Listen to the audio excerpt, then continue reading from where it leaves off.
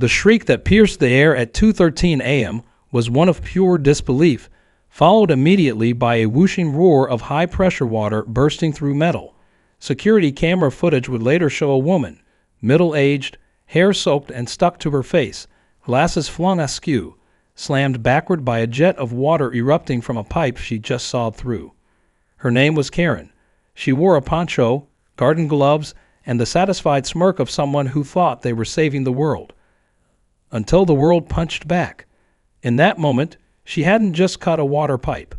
She'd severed a direct line to the town's emergency fire suppression system. Within 5 minutes, hydrants across the block lost pressure.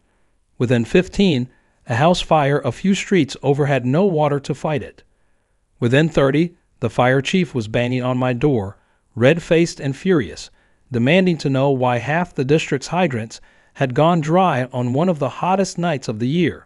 And all I could do was hit play on the footage, lean back, and say, "You're going to want to see this." It started the day before, during one of those hellish heat waves that makes asphalt sweat and people go a little mad. I was in my front yard adjusting the drip irrigation system I'd installed months ago. The city had been encouraging sustainable water solutions, and mine, crafted with input from a few buddies in the fire department, was state-of-the-art. It ran off a pressure-managed backup system that tapped into a permitted connection with the local emergency reservoir. Legal, efficient, and, as it turns out, extremely easy to misunderstand if you happen to be a nosy HOA board member with no actual credentials. I was crouched near a patch of drought-resistant saplings when I heard the unmistakable clack of wedge heels stomping down the sidewalk. Karen, in all her oversized sunglasses and canvas tote glory, she walked like she owned the pavement. Her tote bag said "Save every drop" in Comic Sans. Her expression was already curled into a judgmental grimace before she even reached my lawn. "Do you have any idea how irresponsible this is?" she snapped, pointing dramatically at the ground. "We're in a drought, and you're out here watering your weeds like it's Niagara Falls." I stood up slowly, trying not to laugh. "Karen, it's a drip system, less than 2 gallons an hour, and it's using an auxiliary line from. I don't care if it's blessed by the Pope. It's illegal, and I'm reporting you to the HOA and the Water Conservation Board." "I already cleared it with both," I said calmly, tapping the laminated permit sign staked right next to the system control valve. She leaned in to squint at it like it might be counterfeit. "This looks fake. Anyone can print stuff these days. I'll be verifying this myself." I should have known then that things were going to escalate, but I was used to Karen. Everyone in the neighborhood was. She was the kind of woman who once made a teenager write a public apology for having a birthday party on a weeknight. The kind who called code enforcement on another neighbor because their mailbox was 1 inch too whimsical. But even Karen, I thought, wouldn't be bold or foolish enough to mess with city infrastructure. That night, I got a notification from my motion sensor security camera. I pulled up the feed, expecting to see a raccoon or maybe the neighbor's cat. What I saw was Karen, poncho on, flashlight in her mouth, toolbox in hand, crouched beside my emergency line like some suburban saboteur. She didn't even hesitate. She pulled out a saw and went to work on the pipe, muttering to herself about justice and eco-vigilance. The moment the blade hit the inner valve, the pipe exploded. Pressurized water blasted out like a geyser, knocking Karen flat on her back. She skidded across the grass, gasping and sputtering. Then she vanished from frame, crawling away like a soaked gremlin in retreat. I barely had time to process it when sirens started wailing. My phone buzzed. First the fire alert, then a call from the local station. There was a blaze not 5 blocks from us, and the hydrants were bone dry. They needed answers fast. When I opened the door, there stood Chief Michaels, a man who'd served with me for a decade and had never looked angrier. "What the hell did you do?" he growled. I brought him inside and played the footage. His expression changed from fury to disbelief to rage. "But not at me. You've got to be kidding me," he muttered, watching Karen's aquatic launch in slow motion. By morning, the entire neighborhood knew. Fire trucks had lined the block. City crews were inspecting every hydrant. Someone on Nextdoor leaked the video, and it spread like wildfire. Pun fully intended. Karen didn't come out of her house all day. The HOA called an emergency meeting, not to discuss water conservation, but damage control. Karen tried to frame it as an accident, saying she thought the pipe was an illegal garden hose. But when the city confirmed that the emergency line was part of a backup fire suppression grid, legally authorized and municipally mapped, the board members started to backpedal hard. By sunset, the headlines were spreading. Local news called it a suburban Watergate. Twitter had memes. My favorite was one with Karen midair, superimposed with the caption, "When you try to save the earth but delete a hydrant instead." I wish I could say that was the end of it, but Karen wasn't done, and neither was the city. The fire chief wanted accountability. Insurance companies wanted someone to pay for the fire delay. And me? I wanted to know how far she'd go to keep pretending she was in the right. Turns out, pretty far. The morning after the explosion of water and the explosion of internet fame, I was awoken by the sound of two things I never enjoy hearing together: a doorbell and a very serious knock. When I opened the door, it was like staring at a wall of uniforms. Two fire marshals, one city inspector, and a clipboard-wielding woman from the municipal legal department. Not a single one of them was smiling. And right behind them, arms crossed, jaw clenched, stood Chief Michaels. I gestured them in with the same politeness you reserve for tax auditors and bomb squads. They didn't sit. They didn't chit-chat. The first thing out of the legal woman's mouth was, "Do you know how close we came to a total hydrant failure in your zone last night?" I nodded. Pretty close, I'd say. About one Karen away. That didn't get a laugh, but the video footage did.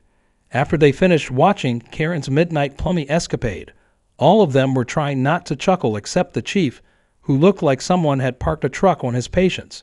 Still, he turned to the others and said, "There's your cause."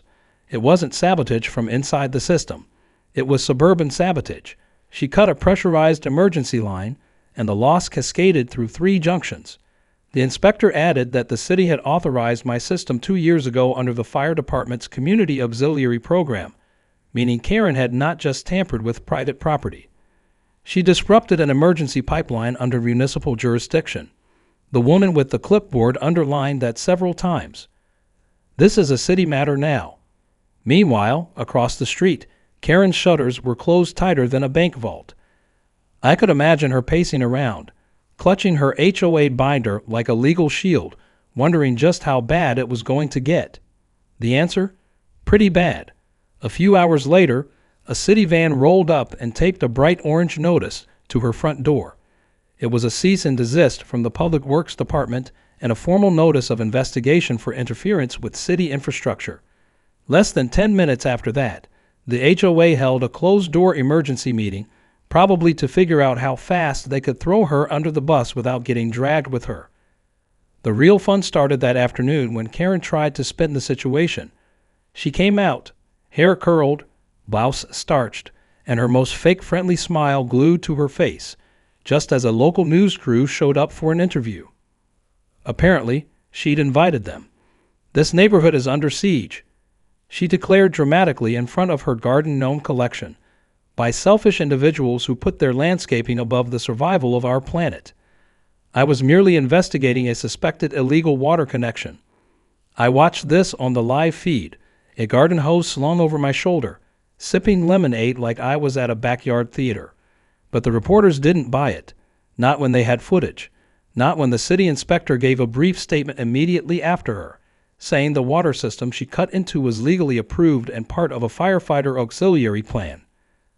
So you're saying the person who cut the line wasn't just wrong, they endangered lives?"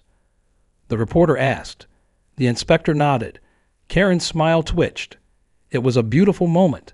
That evening, the HOA president showed up at my doorstep, visibly sweating despite the breeze. "Just wanted to say we had no idea she'd do something that extreme," he stammered. "She acted outside her authority." I raised an eyebrow. Didn't she get access to my side yard with a board-issue key? His face paled. He hadn't expected that question. Technically, yes, but we assumed it was for a visual inspection, not sabotage. I let him sweat for a moment longer before replying. Good thing I keep my security footage backed up to the cloud. All angles, all time-stamped. I'm sure the court will appreciate it." He left faster than he arrived, muttering something about liability coverage and resigning committee members. Karen, meanwhile, tried once again to double down. She filed a complaint with the Water Conservation Board, claiming I was operating an unregistered irrigation system and that I had threatened her civil liberties by installing dangerous pipes. Unfortunately for her, the Water Board responded with a public statement saying they had already reviewed and approved the setup 2 years prior and warned residents not to tamper with municipal link systems. That wasn't just a denial. That was a slap in an official envelope. But Karen wasn't done flailing. She brought in her own so-called expert, a man in a wrinkled polo who introduced himself as a licensed irrigation consultant. He did an on-camera interview in front of her hydrangeas, claiming that my pipe setup was clearly a threat to public safety. What he didn't mention was that his license had been suspended 4 years earlier for falsifying backflow reports. And wouldn't you know it, someone on Reddit found the documents within 24 hours. The meme that followed, his face photoshopped onto a sprinkler with the caption, "Certified Clown Flow Expert," went viral fast. The city, now under public pressure and mounting anger from the fire department, opened an official investigation not only into Karen's actions, but also into whether the HOA board had overstepped legal boundaries by granting her access to residential spaces without homeowner consent. The city attorney confirmed this was a serious issue, one that could involve civil penalties and administrative overhaul of the entire HOA structure. In other words, the HOA wasn't just distancing themselves from Karen anymore. They were building a catapult to launch her as far from their legal line of fire as possible. Meanwhile, Karen's world was beginning to crack. Anonymous flyers started appearing on her lawn with slogans like "Snitches Get Soaked" and "Hydrant Lives Matter." Someone hung a plastic poncho on her mailbox. Another neighbor stuck a sign in their yard that said "Watered legally, unlike our HOA." The homeowners, once indifferent, were now rallying against her and me. I had a front row seat. Every day brought something new. A lawyer from the city dropped off deposition paperwork. A public safety hearing was scheduled.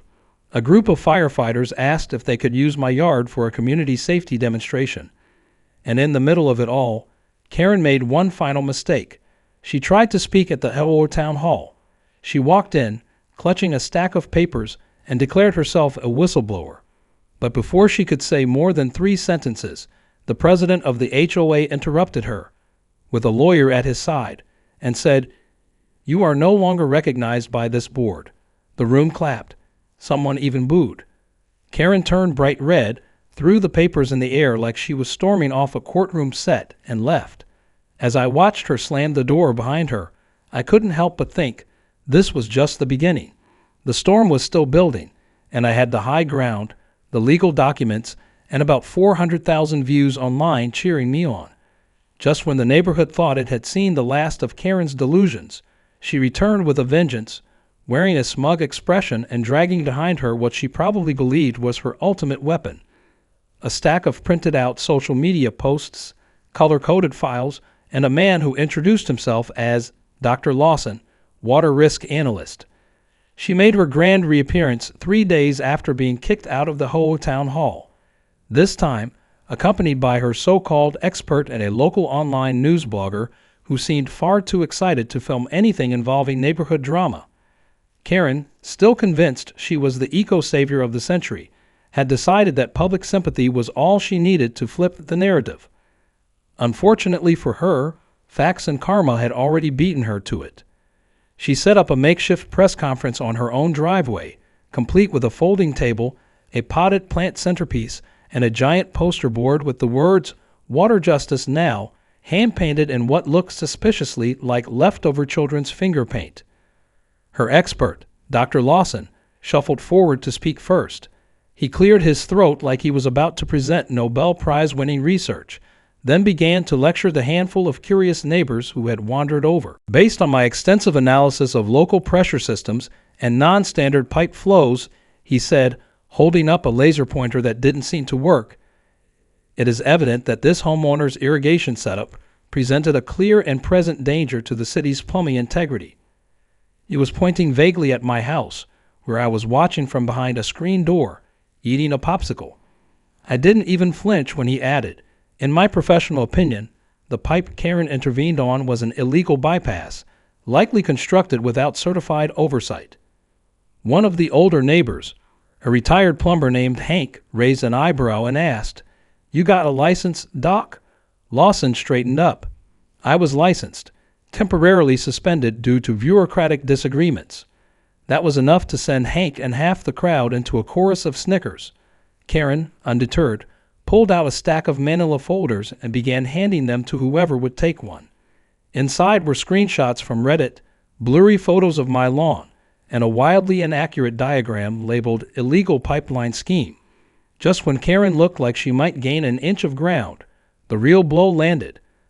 A city vehicle pulled up and parked with authority, tires hissing. Out stepped the municipal legal rep, the same woman who'd been at my house days earlier. She didn't walk toward Karen. She walked straight to me and handed me a copy of the city's formal findings.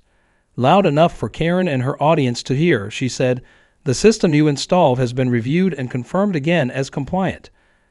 It's part of the Fire Auxiliary Reserve Grid, officially maintained through our Urban Fire Resilience Initiative.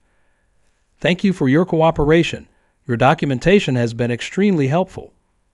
Karen turned white, her jaw dropped, eyes darting between the city official and the crowd that had turned from curious to entertained. Then came the final nail. Another neighbor, a young guy named Marcus who worked in digital marketing, casually stepped forward with his tablet and said, "You guys might want to see this." He tapped the screen and up popped a slideshow of Karen's past antics, including screenshots of her threatening a neighbor over garden flamingos, a complaint she filed about someone's wind chimes, and best of all, a video clip of her snatching a solar light from someone else's yard, thinking it was hers. The crowd laughed so hard the blogger's camera shook. Karen tried to respond but ended up sputtering. That video was edited, taken out of context. I was framed by malicious landscaping choices. Even Dr. Lawson was slowly stepping away from her now, mumbling something about needing to recheck his data. It was clear to everyone, even the people who hadn't taken sides yet, that Karen's credibility had drowned in the very water she claimed to protect. But she wasn't finished. Later that night, a new chapter in Karen's unraveling unfolded when she posted a lengthy Facebook rant titled "The Real Story: What They Don't Want You to Know." In it, she claimed that the city was in cahoots with big irrigation, that I was a plant sent to infiltrate the HOA by a firefighter water cartel, and that the pressure blast that soaked her was likely a setup involving military-grade sprinklers. The post went viral in the worst way possible. Commenters from all over tore it apart with meme responses and joke conspiracy theories. One person photoshopped her onto a tidal wave shouting, "Hydrate me, Karen." Another put her face on a fire hydrant with the caption, "Public Enemy Hose #1. Meanwhile, the city had moved into official litigation prep. They requested all security footage, emails, and HOA memos relating to her unauthorized entry. The fire department submitted an impact report detailing how her interference had nearly compromised emergency response timing during the house fire across town. It turned out the delay cost over $60,000 in additional damage, and they wanted someone held responsible. Even worse for Karen, the HOA board, now in full survival mode, issued a formal disavowal of her actions and suspended her membership. She wasn't just removed from the board. She was publicly banned from representing the HOA in any capacity. It came with an official notice, signed by all 6 current board members, and posted on the HOA community portal, where the comments quickly exploded. About time. Can we replace her garden gnomes with a fountain of truth? Let's all chip in for a water safety mural with her at the bottom. And yet, despite everything, Karen still showed up the next morning with sunglasses and a folder. This time, she tried a different tactic. She approached me directly on my property and asked for a private conversation about resolution. I was polite but firm. "You trespassed, tampered with emergency infrastructure, and endangered people's lives. There's nothing to discuss." She tried again. "If you drop your claims, I'll issue a public apology. We can even frame it as a misunderstanding." I stepped back and looked her in the eye. "You didn't misunderstand. You broke the law. Now the law is coming for you." And with that, she turned, muttered something under her breath about defamation, and walked off with a defeated shuffle. I could tell she knew the tide had turned completely. She wasn't the eco-hero of her fantasies. She was the punchline, the soggy saboteur, the very reason every pipe in the neighborhood now had a fresh "Do Not TMPER" sign, laminated and city-issued. But the real twist was still to come. The city wasn't just going after her. They had uncovered something much bigger buried in HOA records. Something that would make Karen look like the symptom, not the disease. It was supposed to be a normal Tuesday, but the City Hall conference room was packed like a courtroom drama finale. Cameras were set up on tripods. Reporters took notes with the intensity of war correspondence, and HOA members sat rigidly in folding chairs like students waiting for detention. At the center of it all sat Karen, her hair styled in a tight bun, a stack of notes in front of her, and a face trained to look innocent. But the confidence she once flaunted was now hollow. Her lawyer, a man who looked like he had aged 10 years in 1 week, kept whispering into her ear, probably hoping she wouldn't speak and make things worse. The reason for this hearing wasn't just her waterline stunt anymore. The city had uncovered something much deeper, records showing the HOA board had been issuing access keys, bypassing resident consent, and encouraging certain members to perform unofficial inspections. Karen hadn't acted alone. She was part of a pattern. The fire hydrant incident had cracked open a vault of misconduct. One city auditor likened it to finding termites in a wall. You think it's one rotten plank until you peel it back and see the whole structure is infested. Evidence emerged that Karen and a few of her allies had entered at least 6 other properties over the last 2 years, always under the guise of enforcement, always without homeowner permission. In 2 cases, they tampered with landscaping. In one, they took photos of a neighbor's backyard hot tub and used them to issue a bogus violation. This wasn't just an isolated Karen moment anymore. It was organized harassment under the banner of a clipboard and HOA badge. When the floor opened to public comments, it was like unleashing a storm that had been building for years. First was Mr. Velasquez, the elderly veteran who told the room how Karen had once screamed at him for putting up a flag on Memorial Day without HOA design approval.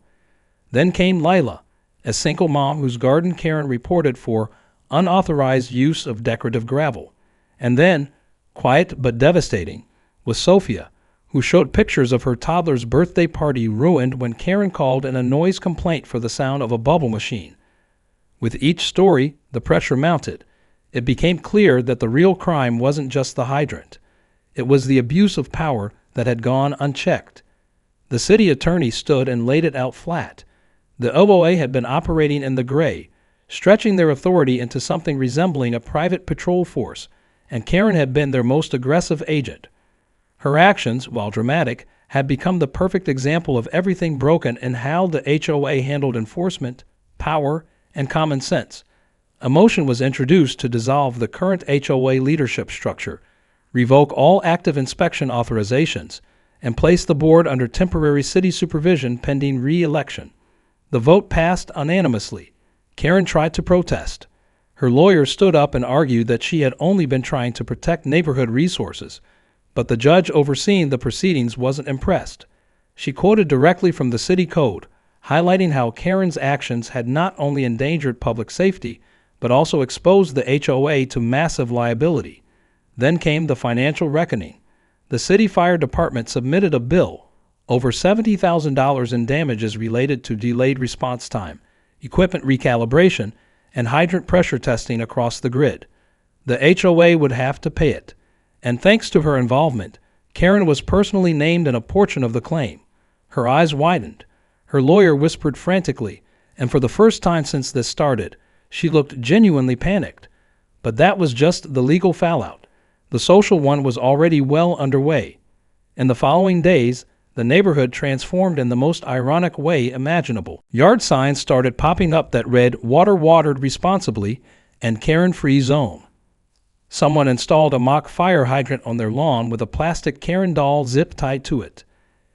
A local bar renamed one of its drinks the Karen Sprinkler: rum, soda, and a splash of fire. The meme pages kept going, and people from across the state followed the story like it was a TV series. In a meeting of poetic justice, the fire department asked if they could host a community appreciation event in my yard, same yard Karen had tried to sabotage. I said yes. They set up tents, brought food trucks, and parked a full-size ladder engine out front. Families came out with kids, neighbors mingled freely, and the city handed me a commendation plaque for supporting emergency infrastructure. A muralist painted a small section of the retaining wall with the words, "Integrity holds pressure," the phrase the fire chief had used to describe how my pipe system had held up even under Karen's sabotage. Karen, of course, was nowhere to be seen. Rumor had it she had retreated indoors, only venturing out once, with sunglasses and a hoodie, to grab her mail. But the damage was done, not just to her reputation, but to her whole belief that she could weaponize rules and fear without consequence. The best part? The HOA, in trying to protect themselves, had agreed to a settlement with me to avoid a full civil trial. The terms were glorious: lifetime exemption from HOA fees, full public apology, a new privacy fence installed at their expense, and an agreement that no HOA member, now or in the future, could access my property without written consent and a city permit. The final flourish came in the form of a letter I received one crisp afternoon. It was hand-delivered and stamped with the HOA seal. Inside was a formal declaration. I was now exempt from all visual inspections for the next 20 years. My property officially designated as Community Support Infrastructure Adjunct, meaning they couldn't even ask me to trim a hedge without filing city paperwork. I framed the letter and hung it above my fireplace, but just below it, I also framed something else: the screenshot of Karen mid-fall, drenched in water, eyes wide, arms flailing. The storm had passed. The system had corrected, and in a rare twist of suburban fate, justice had flowed like water, unrelenting, cleansing, and loud enough to shake every pipe in the block. But I had a feeling Karen hadn't given up completely. People like her don't just disappear. They regroup, and next time, it wouldn't be a pipe she cut. It would be something quieter, sneakier. That's why I kept my cameras running, just in case. The months that followed were quieter than I ever expected. The neighborhood returned to its sleepy rhythm. Sprinklers gently hissing in the early mornings. Kids riding bikes down the sidewalk again without fear of Karen yelling at them about helmet reflectors or sidewalk chalk violations. The HOA, now rebuilt from scratch with new leadership, kept their distance. The fire department even came by occasionally to check the hydrant system, always thanking me for helping expose the flaw in their auxiliary infrastructure that had gone unnoticed for years. Everything felt stable again, but in the back of my mind, I couldn't shake the feeling that the storm wasn't entirely over. Karen was still out there, stewing, and people like her don't vanish. They simmer until they find a new match to strike. It came in the form of a lawsuit, or at least what she believed would be one. A thick envelope arrived on my doorstep, hand-delivered by a courier who looked more confused than concerned. Inside was a stack of poorly formatted legal documents titled in shaky bold letters: petition for emotional damages due to cyberbullying, loss of social standing, and defamation by water. Yes, she actually wrote that. She was suing me for emotional trauma caused by the video of her getting blasted by the hydrant-linked pipe and for the social media fallout that followed. She claimed the footage had ruined her life, made her a local punchline, and left her unable to show her face at Pilates. The claim was so absurd that my lawyer laughed out loud when I showed it to him. He said, "This isn't even a lawsuit. It's a sad diary entry formatted in Word." But because she had filed it in small claims court and listed a series of supporting exhibits, I still had to show up. The court date was set for a Thursday afternoon. When I walked into the room, there she was, wearing all black as if she were attending a funeral. Her lawyer, apparently the only person in town willing to represent her after everything, looked like he'd rather be anywhere else. She stood and made a dramatic case about how she had been unfairly portrayed as a villain, that she was merely trying to protect the community, and that I had weaponized hydration against her. Then it was my turn. I played the same video the city had already seen 100 times, the same one that had been reviewed and cleared by every department. I presented the permits, the fire department statement, and the cease and desist from Public Works. I also brought in printed copies of Karen's own Facebook rants, especially the one where she claimed I was part of a firefighter water cartel. The judge looked through the evidence slowly, then finally leaned forward and asked, "Ms. Reynolds, did you or did you not cut through a clearly marked emergency water line?" Karen squirmed. "I misunderstood the pipe. I thought it was a misuse." The judge raised an eyebrow.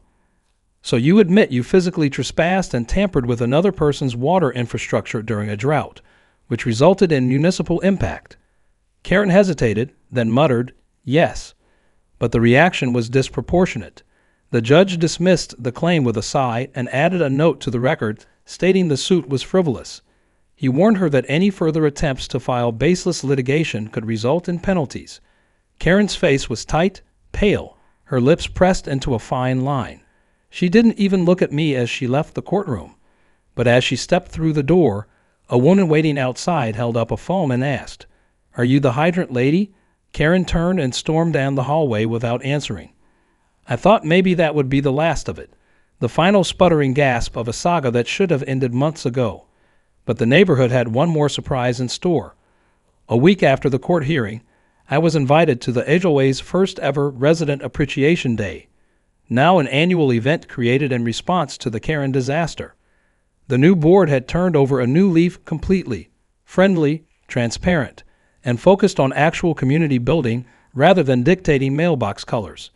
They asked me to cut the ribbon on a new shared garden built in the green space near the fire hydrant Karen had indirectly disabled. A plaque had been installed, commemorating the incident not with spite, but with humor and honesty. It read, "This garden is watered by responsibility, not revenge, in memory of a very wet lesson."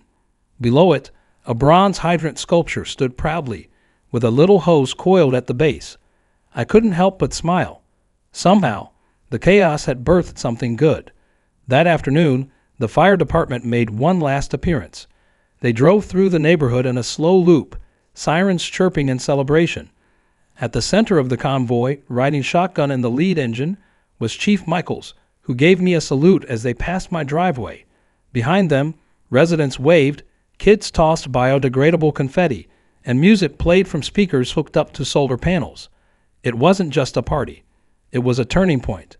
The neighborhood had been through a kind of civil war in miniature, rules versus reason, power versus principle, and it had come out better on the other side. And Karen? She moved out 2 months later. The listing on her house said, "Quiet corner lot with newly repaired plumbing and fresh paint." It didn't mention the infamous pipe, the viral video, or the HOA revolution, but the buyers probably figured it out eventually. You can't erase a reputation like that from the internet. Not when the story had made it to late-night news and racked up millions of views under hashtags like #HydrantKaren and #PressureJustice. I kept the footage saved, not to gloat, but to remind myself what happens when people think rules only apply to others. And as for the water line itself, it was now reinforced with double casing, officially cataloged in the city's infrastructure map, and equipped with a pressure alert that pings my phone and the fire station simultaneously. The irony never left me, though, that someone so obsessed with control had lost it all by cutting into something she didn't understand. Karen had tried to make a statement. What she made instead was history, suburban legend caught on camera, archived in city records, and forever etched in the minds of everyone who watched her go flying through the air on a stream of justice, high pressure, and cold.